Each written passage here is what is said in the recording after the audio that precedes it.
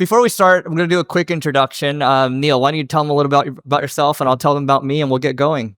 I'm a digital marketer. I've been doing it for 20 plus years at this point. I'm a co-founder of an ad agency called NP Digital. We do a podcast together, Eric and I, called Marketing School.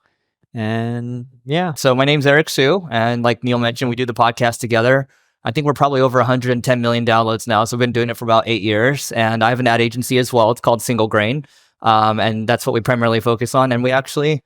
what else do we have? We have a little agency owners group that we do together too, called the Agency Owners Association. So let's go ahead and jump into it. I think the first thing we want to talk about here is why we think SEO as we know it is dead. So both Neil and I have a background in SEO, and we think it's changing very rapidly. And Neil has a new acronym for SEO, or a new definition for it. So we look at SEO as change from search engine optimization to search everywhere optimization. Because if you look at how people search, it's no longer just a Google game. They're using ChatGPT.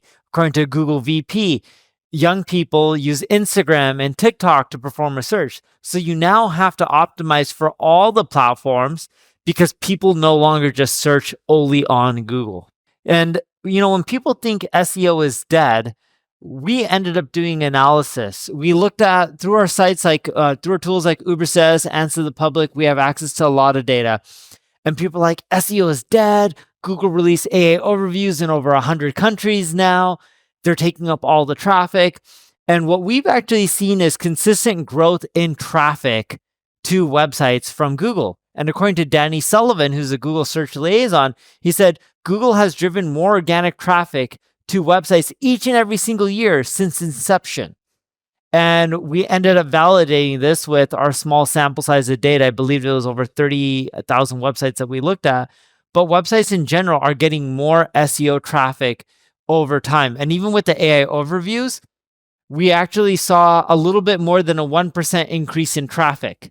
That's not a lot, but everyone said it's going to demolish SEO traffic. And when we compared a week prior and a week after, we didn't see a drop in traffic. We actually saw an increase. Yep. And so, look, search behavior is changing, right? So we've talked about this on the podcast where we believe that YouTube, at least I believe YouTube is probably the biggest opportunity for the next decade or so. And YouTube's the number 2 search engine, right? And then I look at behaviors from 20-year-olds, and what do they search first? They actually search first on TikTok, right? So search behavior is changing quite a bit, but that doesn't mean that Google's dying, right? Google themselves has said they don't even know what search is going to look like in the next 5 to 10 years or so. So we're kind of taking it month by month, year by year type of situation.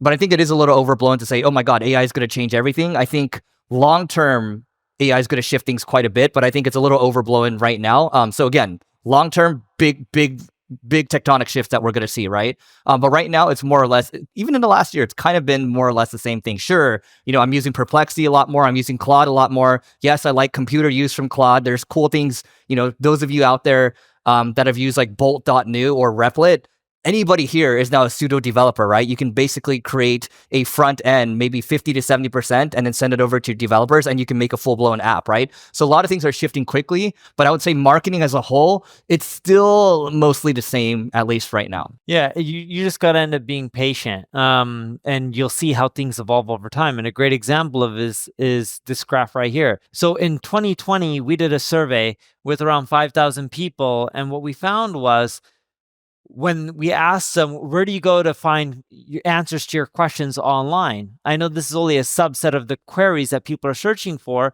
but back in 2020, 98% said, hey, search engines like Google. Fast forward to today, people are saying, hey, 61% of the time when I'm looking for questions to my answers, I'm going to Google. 17% of the time they're looking on social media, and 30% they're looking at AI chatbots like ChatGPT, 2% other.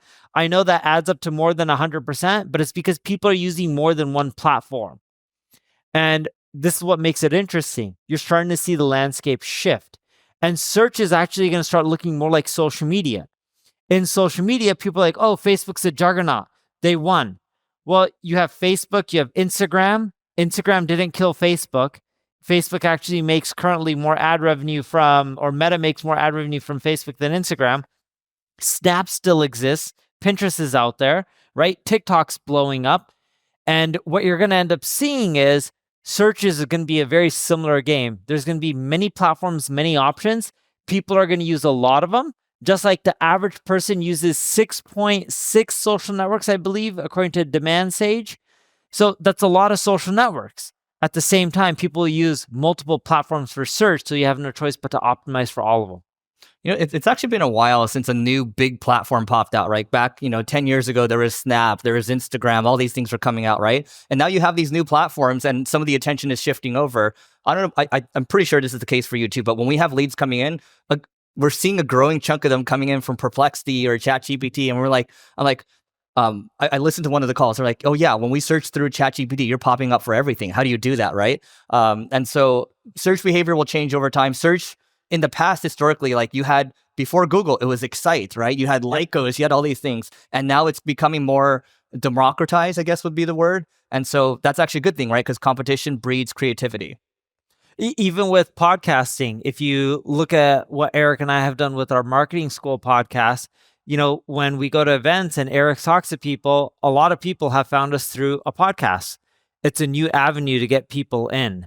Shorts too. Shorts as well, yeah. Yeah. People will walk up to, I'm pretty sure it's the same case for you, but they'll walk up to me at a conference and be like, I watch your shorts. It's not like I watch your long form stuff. It's not like I read your blog posts, but I come to you through this medium that I happen to consume, right? So it goes back to what Neil's new acronym is it's search everywhere optimization, right? And I think that's going to catch on more and more. So let's move on to the next piece. And this is something I've been big on, and I'm sure all of you are seeing this right now. But I believe that community is the new SEO, and there's a reason for that. The reason for that is this.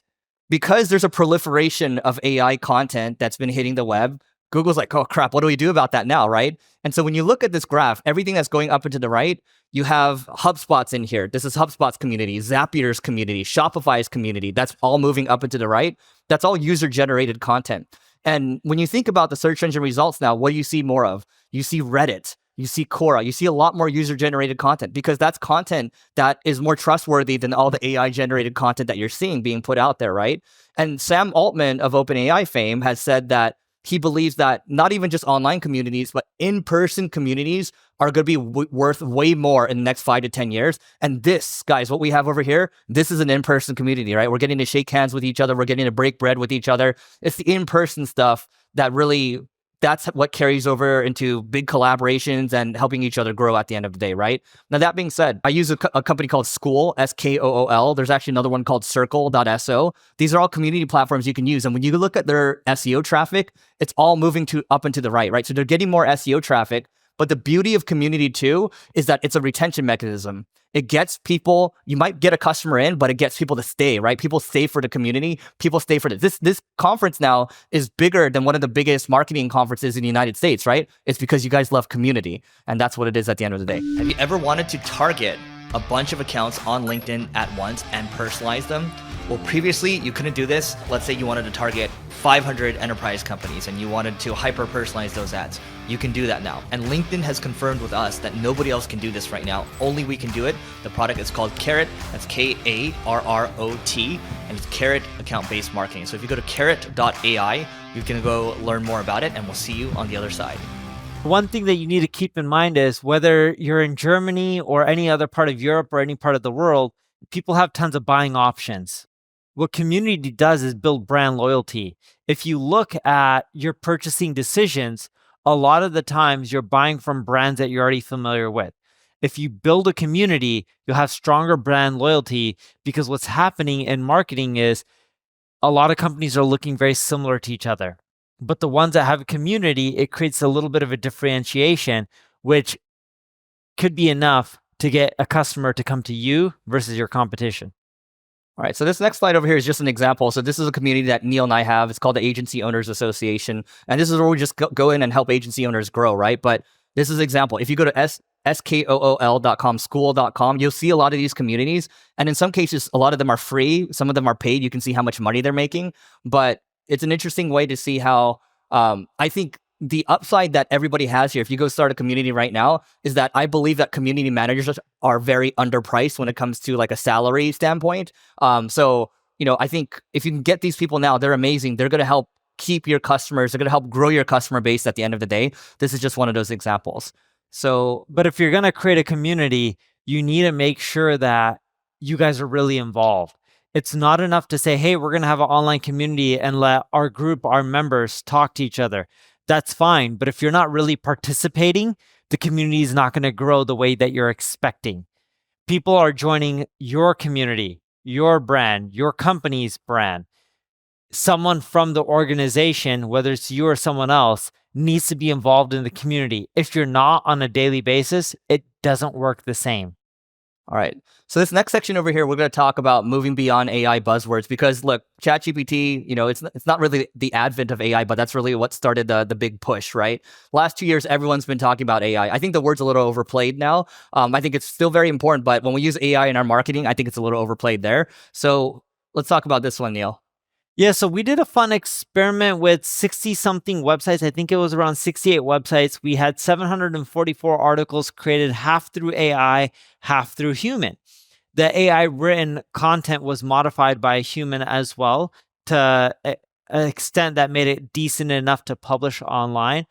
After 5 months, on a monthly basis, we're looking at the organic traffic. On average, the AI content had 5.44x less traffic than the human written content. Now, this doesn't mean that human AI written content is bad or human written content, is the best content ever. You got to end up finding the balance. Overall, we are seeing human written content generate more traffic because it's easier to include EAT, experience, expertise, authority, and trust. It's harder to do that with AI content. And a lot of AI content is just regurgitated information spun up in a new way. I look at AI content a much better version than an article spinner. And instead of just thinking about AI... I want to explain what a spinner is. Yeah.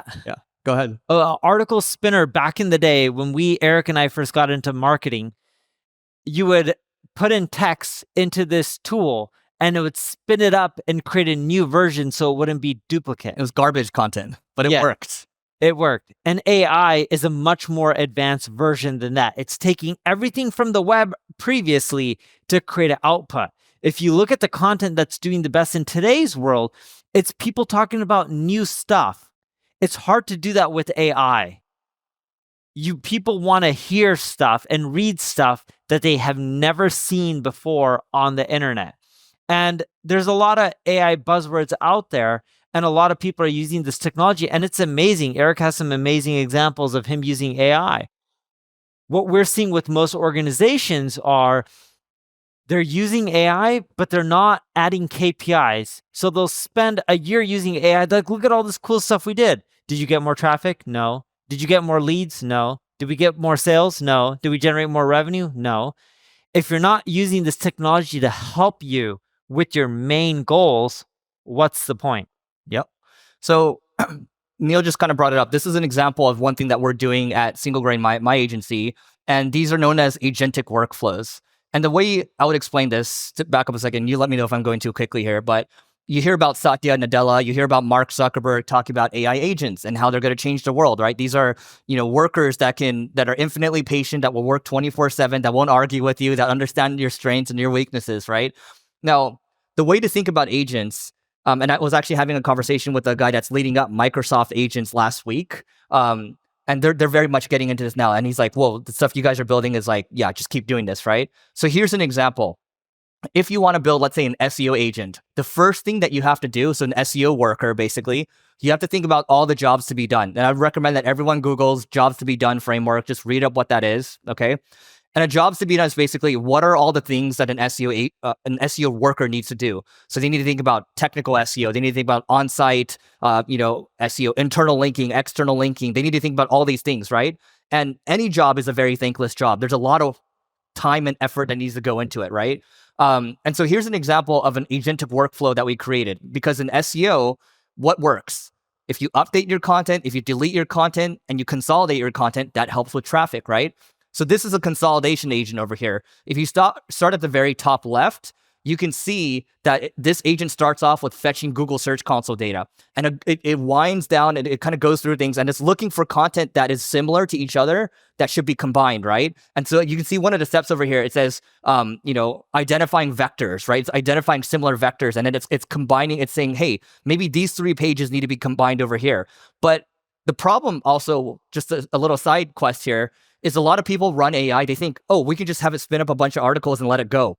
You can't do that. You have to actually have a human in the loop. We believe that in the next 2 to 3 years, you need a human in the loop. And so what our agent here does is it'll note all the content we should be consolidating. And I'll say, hey, do you want to consolidate all these pieces? A human in the loop will check. And then what will happen afterwards is they can hit approve, or they can disapprove ones, but they can do it at scale, right? This is an example of an agent at play. Do you want to add something before I move to the next one? Yeah. And what Eric is doing when he's creating agents, in essence, he's looking at the tasks that need to be accomplished by his team to improve his main KPIs, his key performance indicators, such as traffic, because he knows traffic leads to more leads or it leads to more revenue. So he looks at the workflows that his team is doing and saying, hey, can I have AI replicate this and do this 24 hours a day? So A, it's more efficient.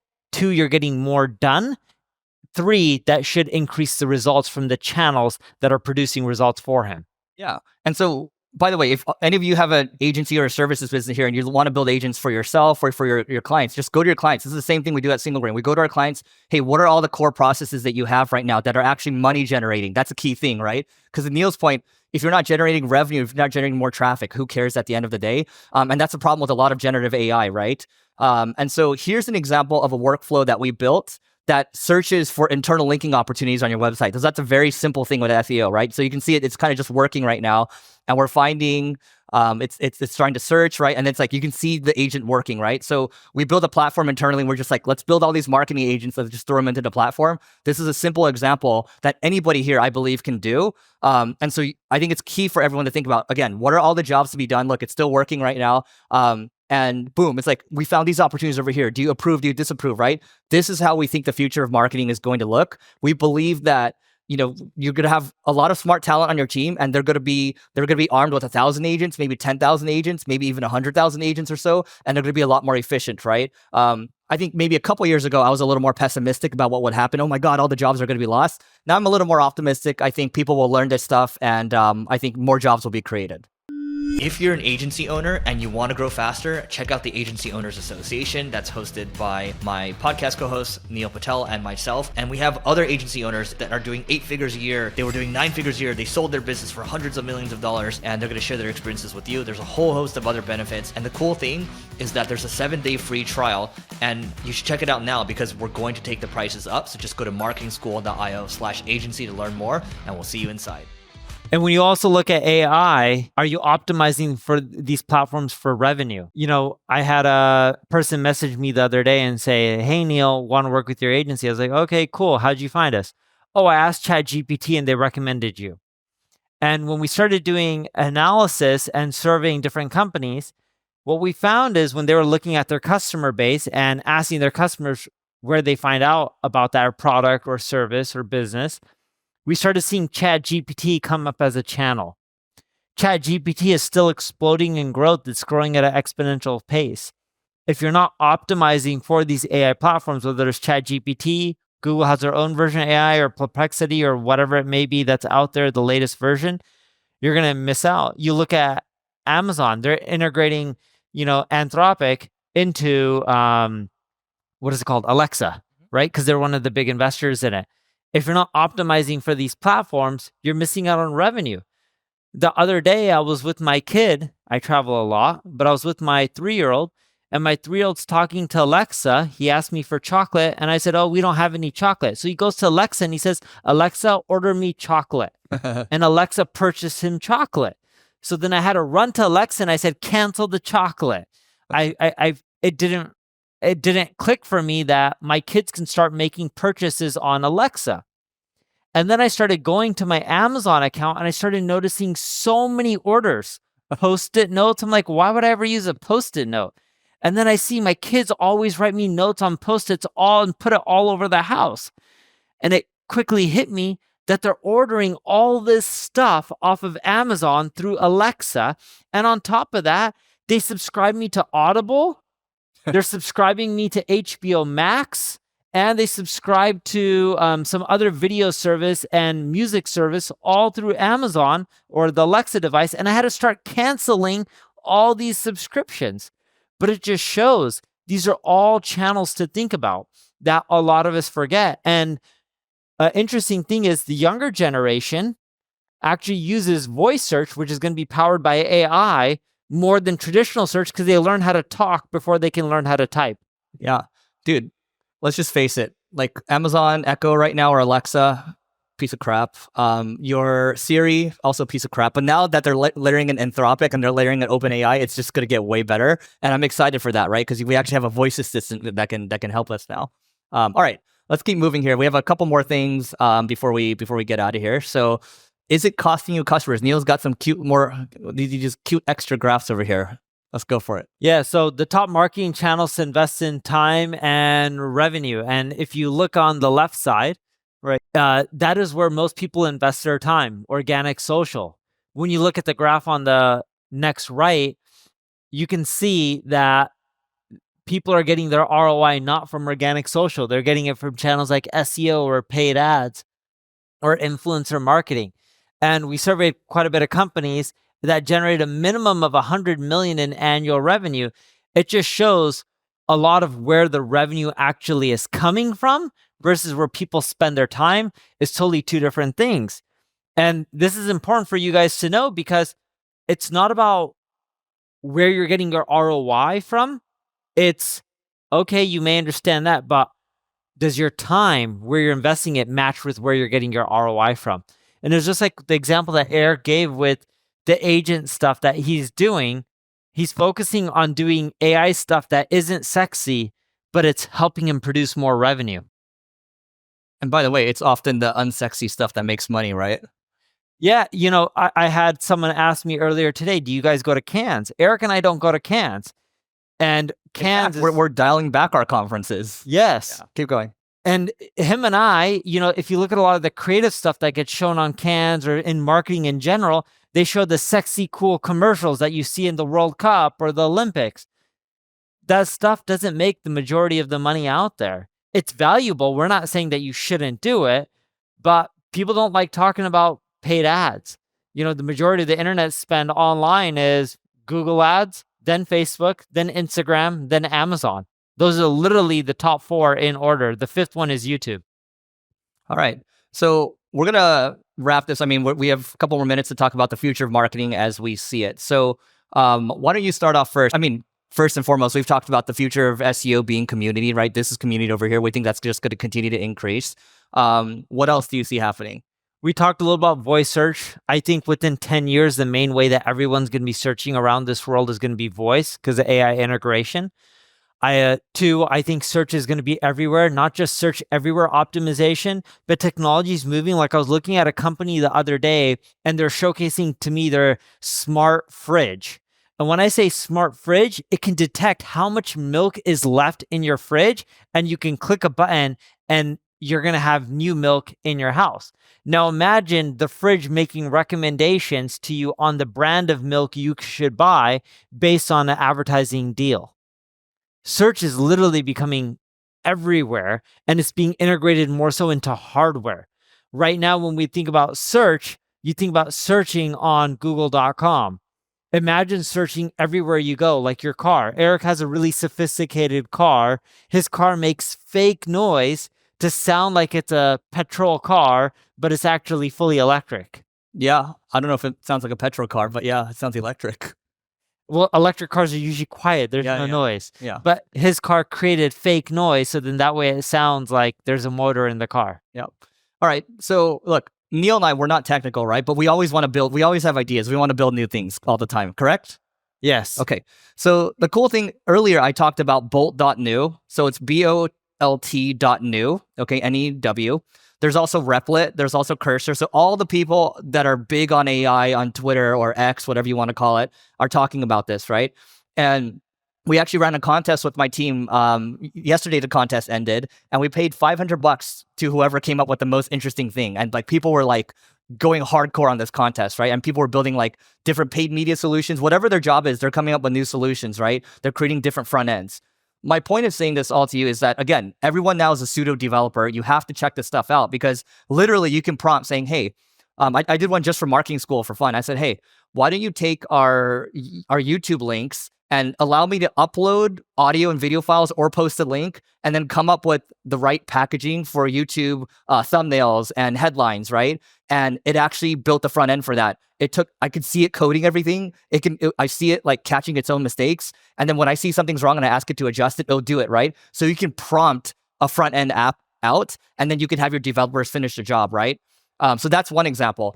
I still don't think it stops you from needing to hire engineers. You still need to have technical people on your team. So this is an example of a account-based marketing system we built for LinkedIn. And so account-based marketing means that you're looking to target, let's say Coca-Cola. You're looking to target multiple people on Coca-Cola, right?